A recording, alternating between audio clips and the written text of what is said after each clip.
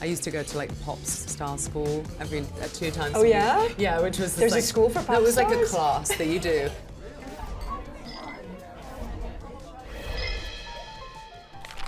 What are you having? I'm having what you're having. A Coca-Cola? A Coca-Cola. Okay.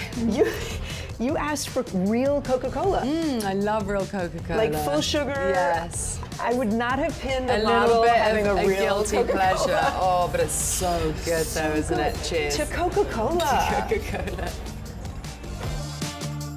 We're in Lodi at Rockefeller Center. Okay, great. Yeah. Good to know, because I wouldn't have known that. Know where you are? Yeah. Suki Waterhouse. You have a song, model, actress, whatever. Yeah. You are model, actor, singer. Yes. New album out. Whatever. Whatever. Call me a lover, disaster, whatever. You sing "Call Me a Lover, Disaster, Whatever." Other half of my story is with me forever. Yes. Yeah. I think that line in itself, I think, is. I don't know. I think when you're young and you're going through a lot of these things publicly, I think your story can just. That was something that I felt anyway. Yeah, your like story. You lose control of it. Yeah, your story, your narrative, like kind of. You're not ever really allowed to say you're part of it. I guess that song, and I guess where I feel like I am now, I feel like I'm much more through my art, through my songwriting. Yeah. I feel like I have much more of an ownership of it now.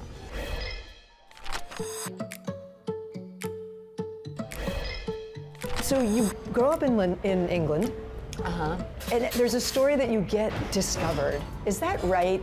Yeah, I mean, yes. I mean, it definitely wasn't that kind of thing. Oh, you get discovered and suddenly, like, life's totally different. Yeah. Where are you at this point? How old are you? I'm on Oxford Street.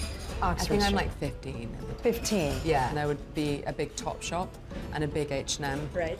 And teenagers would just be there all the time, Yeah. so they would have scouts. Okay, but wait, so you're shopping? Yeah, You're shopping, 15 something. and you're shopping Yes. somewhere. Yeah. And somebody just walks up and says, hey. And says, and maybe says, would you like to come and we'll basically take you around agencies and stuff. I'm like, could I go to Topshop more if I do this? You know, Yes. It was pretty bottom of the barrel for like a long time. Okay. And then and it slowly So kind of. when do you start feeling like you're getting jobs that, oh my gosh, I can't believe I'm doing this? I think yeah, it slowly kind of got better and better.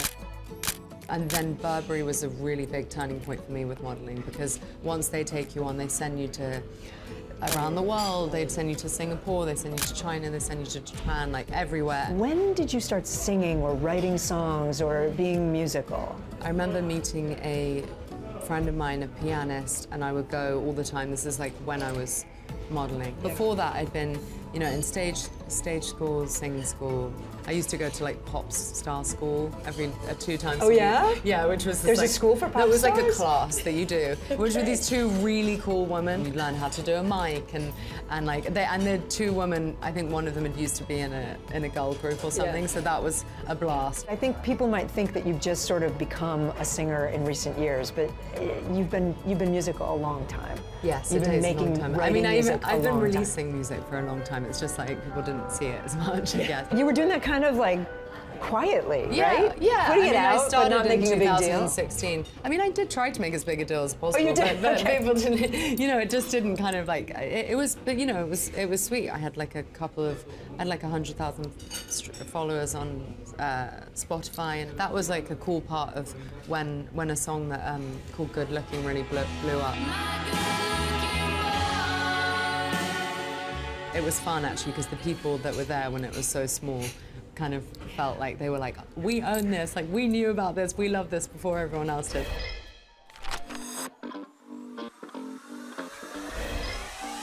Be honest with me. They worth it? I wouldn't be here if they weren't. You star in Daisy Jones and the Six. I'm a huge Fleetwood Mac fan. I feel like it's loosely based on that. Yeah. How did that happen? How do you get that role? And I know you had roles before that. I mean, you're clearly known at that point. Well, I knew that the book was being. I'd already read the book, and I went into my agent's office and I saw this kind of like Daisy Six like kind of board, and everyone's names being written up. I think they were casting Daisy, and I was like, I have to be in this show. I did an okay job in the audition. Then I was getting my in the elevator about to leave, and someone just said, come back in. like they just want you to nail this like angry scene, like again. Like I hadn't like gotten mad enough. I was like, oh my God. So I went back in, and you know, it kind of got completely ramped up and went nuts and did that scene. And then it was come back in January, but play us a Jim Morrison song.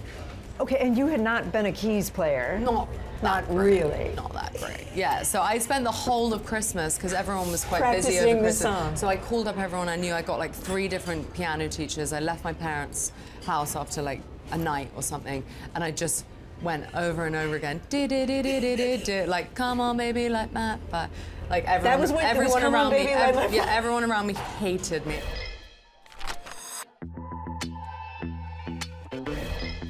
Did Daisy Jones and the Six kind of motivate you to put out music? Yes, and I think, yeah, it motivated me just to go and make the record. By the time we got to the end of Daisy, I had like, you know, a label suddenly, which was bizarre, and also a tour book with Father John Misty. It was just amazing to be able to be in like a show like that and go on tour and have music. It was kind of, it was mad. And you're dating at the same time, Robert Pattinson. You're also bouncing getting pregnant at some point at the end of last year, right?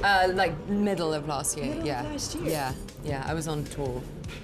Okay, I'm just trying to, as a woman, I'm like, and as someone who's had babies while being a reporter, and it's hard. I'm sure you've done that. I'm sure you've worked, like, I mean, pregnant, right? Yes. And How like, long did you? and like breastfeeding in back rooms and all that stuff. Yeah. Pumping. You just make it happen, because we're warriors, right? You Cheers to go that. into warrior mode. Warrior mode, mom mode.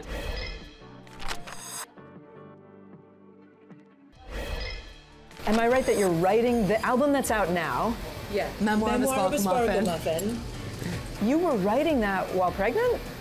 Yes. Some of it? Yeah. I moved the studio into my living room for the last 2 months, because I just, you know, the last 2 months, or last month, you just don't really want to go anywhere. I don't really want to like leave the house anymore. I don't really want anyone to like see me. And it kind of made me go, it made me like really have to focus in, yeah. You opened for Taylor Swift. For Suki Waterhouse! Insane. If you'd have told me that, I mean, I went to the 1989 tour like 10 years ago. As a fan? Did you know? Yeah, you knew her? I knew her, but like I had like my little shirt and I had like a little camera, and and then I was in 10 years later, you're opening at Wembley. Does she ask you to open? Like, does Taylor call and say, "Hey, Suki"?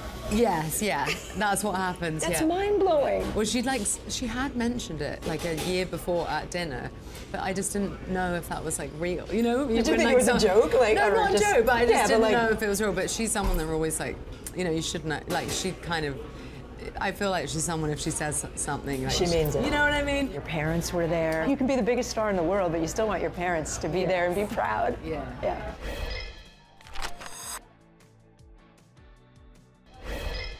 Do we have time to do rapid fire just really quick? Your favorite song? Gold Dust Woman. Oh, I love that so song. much. Stevie Nicks? Yeah. Group you'd love to collaborate with? Oasis. Oh, they're on tour right now. Yeah, they're obsessed. British. It would never happen, but I would just love that. You said that about Taylor Swift, too. You never know. Sometimes you have to manifest, right? Sometimes you do. Right. Sometimes you do. Favorite moment with your new daughter? Oh my goodness, probably the first time she smiled. It just took me by such a surprise that, you know, you just start crying and it makes your heart jump. I love that. Suki Waterhouse, Thank you so much Thank you for the so Coke. much. Thanks for watching. Stay updated about breaking news and top stories on the NBC News app or follow us on social media.